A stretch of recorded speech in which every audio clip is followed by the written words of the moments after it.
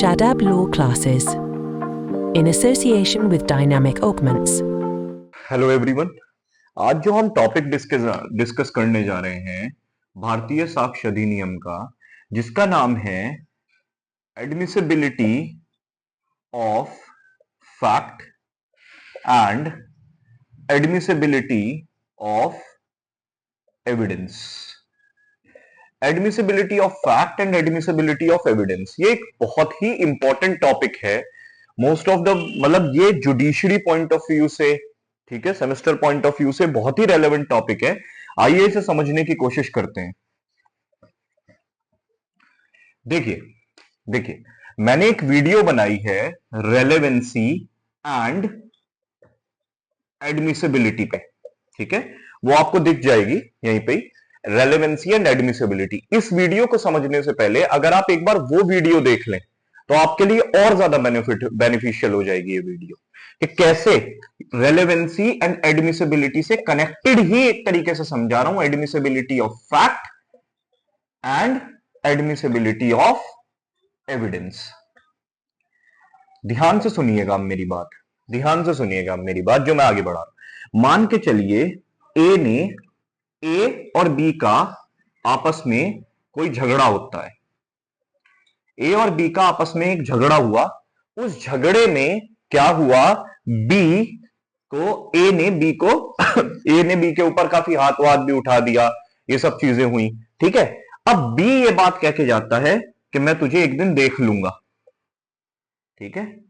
अब क्या था, बी एक दिन ए के घर के बाहर घूम रहा था, ठीक है, और वेट कर रहा था। ए मान के चलिए ए का वो जिम का टाइम था। बी एक डंडा लेके, ठीक है, उस ए के पीछे भागता है और ए के सर पर मार देता है। ए के सर पर मार दिया उसने वो डंडा लेके, ठीक है।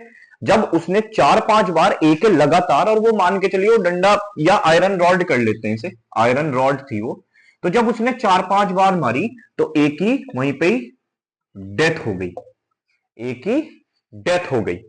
बी उसके बाद जाता है पुलिस स्टेशन, ठीक है, पुलिस ऑफिसर्स के पास, और वहां पे कन्फेशन भी दे देता है कि ऐसे ऐसे करके मैंने ए की डेथ कॉज कर दी है, ठीक है। और वहां बी जितने भी खड़े हुए लोग थे, ठीक है, उन्हें भी धमकी वमकी देने लगा कि अगर किसी ने इसके बारे में बताने की कोशिश करी या कुछ भी इस टाइप का, ठीक है, कि मैं उसे भी जान से मार दूंगा, ये वो, क्या तुम लोग क्या खड़े होके देख रहे हो, यहां तुम्हें भी मरना है क्या, ये सारी चीजें।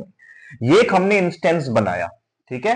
ये इंस्टेंस बनाने से अब हमें ये समझ में आया, ध्यान से सुनिएगा, ये सारे के सारे क्या हैं, ये सारे के सारे हैं रेलेवेंट फैक्ट। ये जितने भी फैक्ट हैं, जो ए ने बी को मारा, वो बी ने ए को मारा, ये तो हमारा है मेन फैक्ट, ये तो हमारा है मेन फैक्ट कि उसने डेथ कॉज करी।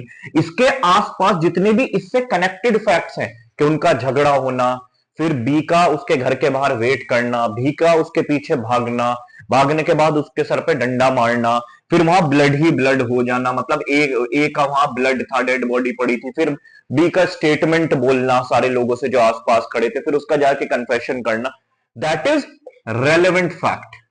ये सारे के सारे क्या है, रेलेवेंट फैक्ट। एक केस के अंदर बहुत सारे रेलेवेंट फैक्ट्स हो सकते हैं, ठीक है। अब क्या करते हैं, जब कोर्ट के सामने मैटर आता है, जरा ध्यान से समझिएगा इस चीज को, जब कोर्ट के सामने ये मैटर आएगा, क्लियरली कोर्ट के सामने मैटर आएगा, तो आपके पास काफी सारे रेलेवेंट फैक्ट्स की एक चेन होगी, काफी सारे रेलेवेंट फैक्ट्स की एक चेन होगी, जिस चेन से आप मेन फैक्ट को प्रूव करना चाहेंगे, जिस चेन से आप मेजरली मेन फैक्ट को प्रूव करने की कोशिश करेंगे, ठीक है, जिस चेन से आप मेन फैक्ट को प्रूव करने की कोशिश करेंगे, ठीक है। ओके जी, अब आप जरा ध्यान से सुनिएगा, ये सारे के सारे रेलेवेंट फैक्ट हैं, ठीक है। अब हर रेलेवेंट फैक्ट, अगर कोई चीज रेलेवेंट है तो वो जरूरी नहीं कि एडमिसिबल भी हो, वो जरूरी नहीं कि एडमिसिबल भी हो, उसकी जरूरी नहीं है कि वो एडमिसिबल हो, कोर्ट के अंदर उसकी एडमिसिबिलिटी हो। सबसे पहले आप कोर्ट के सामने रेलेवेंट फैक्ट लेके आते हैं कि सर मैं ऐसे ऐसे करके ये प्रूव करना चाहता हूं, ये प्रूव करना चाहता हूं, और इस पे मैं आपको एविडेंस देना चाहता हूं। इस पे मैं आपको क्या देना चाहता हूं, इस रेलेवेंट फैक्ट को प्रूव करने के लिए मेरे पास सर्टेन एविडेंस है जिसे मैं पेश करना चाहता हूं आपके सामने। तो कोर्ट सबसे पहले देखेगा इस रेलेवेंट फैक्ट के ऊपर क्या एविडेंस एडमिसिबल है या नहीं है। इस रेलेवेंट फैक्ट के ऊपर जो मैं लेके आया हूं, मैं ये कह रहा हूं कि भाई दो लोगों ने उसे घर के बाहर घूमते हुए देखा, ठीक है, बी को घर के बाहर, ए के घर के बाहर घूमते हुए देखा, मेरे पास दो विटनेसेस हैं, तो मैं दो विटनेस का जो एविडेंस लेके आया हूं, कोर्ट को ये चेक करना है, कोर्ट ये चीज देखेगा कि वो दो विटनेसेस जो ये एविडेंस लेके आया है इस रेलेवेंट फैक्ट पे, क्या वो एडमिसिबल है या नहीं है। अगर वो एडमिसिबल है तो हमने क्या कॉन्सेप्ट पढ़ना है, एडमिसिबिलिटी ऑफ एविडेंस हो जाएगा, वो एविडेंस एडमिसिबल हो जाएगा, वो एविडेंस एडमिसिबल हो जाएगा। एविडेंस एडमिसिबल होने का मतलब सिर्फ इतना ही समझिए कि अब आप कोर्ट के सामने वो एविडेंस को पेश कर सकते हैं। ये बिल्कुल नहीं मतलब है इसका कि एविडेंस एडमिसिबल हो गया तो प्रूव्ड भी हो गया। अब आपको प्रूव करना है उसे, चीफ करिए, क्रॉस करिए, री करिए, 10 चीजें करिए आप, ठीक है। कोई डॉक्यूमेंट अगर आपने पेश किया है तो उस डॉक्यूमेंट का कोर्ट चेक करेगा, इंस्पेक्शन करेगा, ठीक है, देखेगा, उसकी जेन्युइननेस चेक करेगा कि कितनी जेन्युइननेस है उसमें, ठीक है। ये वाली बात आपकी होगी कि एडमिसिबिलिटी ऑफ एविडेंस, अब वो एविडेंस एडमिसिबल हो गया। एक एक करके ऐसे ही हर रेलेवेंट फैक्ट के ऊपर आप एविडेंसेस के लिए कहेंगे कोर्ट के सामने कि मैं ये एविडेंस देना चाहता हूं, कोर्ट देखेगा क्या उस रेलेवेंट फैक्ट के पे एविडेंस एडमिसिबल है तो ठीक है। तो आपने एक एक करके, अब मान के चलिए कन्फेशन वाली बात आई कि पुलिस को कन्फेशन दे रखा है, ये रेलेवेंट फैक्ट तो है मगर relevant confession given to police officer is not admissible in the court। तो इसके ऊपर, इस relevant fact के ऊपर जो ये पुलिस ऑफिसर को कन्फेशन किया था, इसके ऊपर एविडेंस देना एडमिसिबल नहीं है। तो ये इसके ऊपर एडमिसिबिलिटी ऑफ एविडेंस कि ये एविडेंस एडमिसिबल नहीं है, भले ही रेलेवेंट फैक्ट हो, मगर इस साफ साफ लिख रखा है कि that is not at all admissible. ये वाली बात भी समझ में आ गई। तो ऐसे करके आपने एक एक करके सारे रेलेवेंट फैक्ट्स को एडमिसिबल करा लिया, ठीक है। अब जरा ध्यान से सुनिएगा, जैसे ही आप एक रेलेवेंट फैक्ट को एविडेंस आपने दिया, एडमिसिबल हो गया एविडेंस, उसके बाद आपने उसे प्रूव करना है beyond reasonable doubt. Beyond reasonable doubt का मतलब यह है, मान के चलिए आप दो विटनेस लेके आए थे किसी रेलेवेंट फैक्ट को प्रूव करने के लिए, दो विटनेसेस के एविडेंसेस पेश कर रहे थे। कोर्ट यहां पे चेक करेगा क्या दो विटनेसेस का बयान उस रेलेवेंट फैक्ट को प्रूव करने के लिए रिलायबल है या नहीं। रिलायबिलिटी ऑफ एविडेंस कहते हैं हम इसे, क्या कहते हैं, reliability of evidence. Reliability of evidence का यह मतलब होता है क्या दो विटनेस सफिशिएंट है उस रेलेवेंट फैक्ट को प्रूव करने के लिए। अगर सफिशिएंट है तो कोर्ट उसे प्रूव्ड मान लेगा, जैसे ही रिलायबिलिटी ऑफ एविडेंस के बाद वो रेलेवेंट फैक्ट प्रूव्ड हो जाता है, ठीक है, जैसे ही वो रेलेवेंट फैक्ट प्रूव हो गया, अब हम कहेंगे इसे एडमिसिबिलिटी ऑफ फैक्ट। अब ये फैक्ट जो था रेलेवेंट फैक्ट, अब ये एडमिसिबल हो गया, अब ये प्रूव्ड हो गया तो एडमिसिबल फैक्ट हो गया, ठीक है।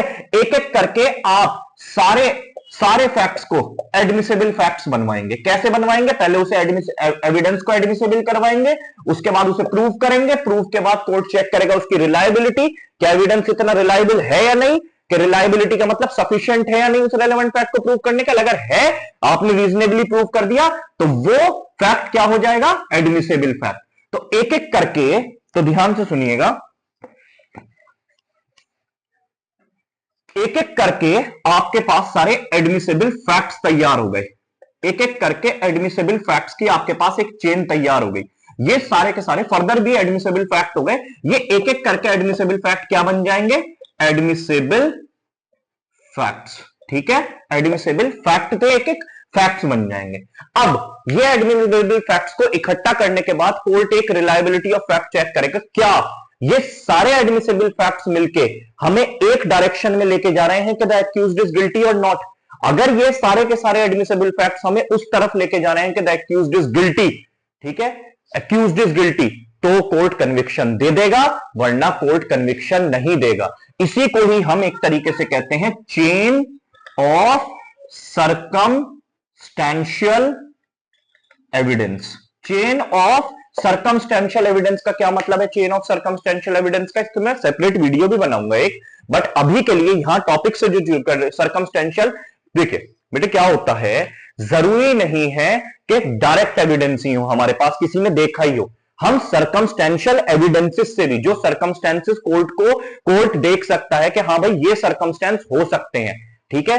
एक लैंडमार्क जजमेंट है, Santosh Kumar Singh versus NCT of Delhi. ये एक लैंडमार्क जजमेंट है, इसके अंदर 5 बजे से लेकर 5:30 के बीच में ही ऑफेंस हुआ था, जो रेप और मर्डर हुआ था, ठीक है। प्रियदर्शनी मट्टो थी इसमें लड़की, बहुत फेमस केस है। अब ध्यान से सुनिए, किसी ने मर्डर करते हुए तो देखा नहीं, ना रेप करते हुए देखा, तो कोर्ट सर्कमस्टेंशियल एविडेंसेस से जज करता है। क्या सर्कमस्टेंशियल एविडेंसेस इतने स्ट्रांग हैं कि उस बंदे के खिलाफ एक ही, अब वो शुरू से शुरू करता है, जो डायरेक्ट एविडेंसेस थे, रेलेवेंट फैक्ट थे, कुछ सर्कमस्टेंशियल एविडेंसेस थे उस बंदे के खिलाफ के उसके जाते हुए किसी ने अंदर देखा था, फिर वापस आते हुए किसी ने अंदर देखा था, तो कोर्ट सर्कमस्टेंसेस से जज करता है कि हाँ भाई इसी बंदे ने अपराध किया है, तो इसकी एक चेन तैयार करता है रेलेवेंट फैक्ट्स की कोर्ट, ठीक है। अगर चेन ऑफ सर्कमस्टेंशियल एविडेंसेस में किसी भी तरीके का कोई इंफ्लुएंस नहीं है, ठीक है, किसी भी तरीके का कोई थर्ड पार्टी इंफ्लुएंस या किसी थर्ड फैक्टर का इंफ्लुएंस नहीं है, एक ही डायरेक्शन में लेके जा रही है कि उसने अपराध किया है, देन कन्विक्शन हो जाएगा। तो एक छोटे से फॉर्म में, छोटे से एक फॉर्मेट में अगर मैं आपको समझाने की कोशिश करूं तो आप कैसे बता सकते हैं कि सबसे पहले क्या होता है, फैक्ट इन इश्यू, उस फैक्ट इन इश्यू के इर्द गिर्द क्या चलता है, रेलेवेंट फैक्ट, वो रेलेवेंट फैक्ट को, वो जो रेलेवेंट फैक्ट है सबसे पहले आपको क्या पढ़ाना पड़ता है उसे, एडमिसिबिलिटी ऑफ एविडेंस। क्या उस रेलेवेंट फैक्ट के ऊपर सबसे पहले आपको एविडेंस एडमिसिबल कराना पड़ता है। कैसे, मान के चलिए कि अब जैसे मैंने कन्फेशन का एग्जांपल दिया, confession given to police officer is not admissible in the court, भले ही वो रेलेवेंट फैक्ट है मगर वो एडमिसिबल फैक्ट एविडेंस नहीं है, एडमिसिबल एविडेंस, उसके ऊपर एविडेंस देना एडमिसिबल नहीं है। इसके बाद क्या होगा, रिलायबिलिटी, रिलायबिलिटी ऑफ एविडेंस, कि एविडेंस रिलायबल है भी या नहीं, इतना रिलायबल एविडेंस है जो आपने इसके बाद एविडेंसेस पेश किए हैं, इसके अंदर एविडेंस पेश किया है, उसके ऊपर आपने क्रॉस करवाया, रिकरवाया, क्या रिलायबल हैं दो विटनेसेस, क्या जो डॉक्यूमेंट पेश किया क्या वो रिलायबल है इतना, ठीक है। अगर रिलायबिलिटी है तो वो फैक्ट क्या बन जाएगा, एडमिसिबल फैक्ट, वो फैक्ट क्या बन जाएगा, एडमिसिबल फैक्ट। और एक बार वो एडमिसिबल फैक्ट ऐसे ही करके आपने हर रेलेवेंट फैक्ट को एडमिसिबल फैक्ट की स्टेज तक पहुंचाना है, ये कंबाइन होके क्या हो जाएंगे, एडमिसिबल फैक्ट्स। अब court reliability of these admissible facts देखेगा, क्या ये कंबाइन होके सारे रिलायबल हैं इतने कि बंदे को कन्विक्शन दे दिया जाए, अगर है तो बी को, जो हमारा बी था उसे कन्विक्ट कर दिया जाएगा, उसे कन्विक्ट कर दिया जाएगा। आई थिंक मेरे हिसाब से आपको बहुत, मैं फिर भी ये बात कहूंगा आपसे कि जो मेरी एडमिसिबिलिटी और रेलेवेंसी ऑफ एडमिसिबिलिटी की एक वीडियो है, उसके साथ अगर आप इसे कंबाइन करके पढ़ेंगे, मैं बता रहा हूं आपको बहुत ही ज्यादा क्लैरिटी आएगी कि कैसे आपको समझ में आएगा सारा प्रोसेस। तो यहां तक आज के लिए, ये टॉपिक के लिए इतना ही। I think all the best.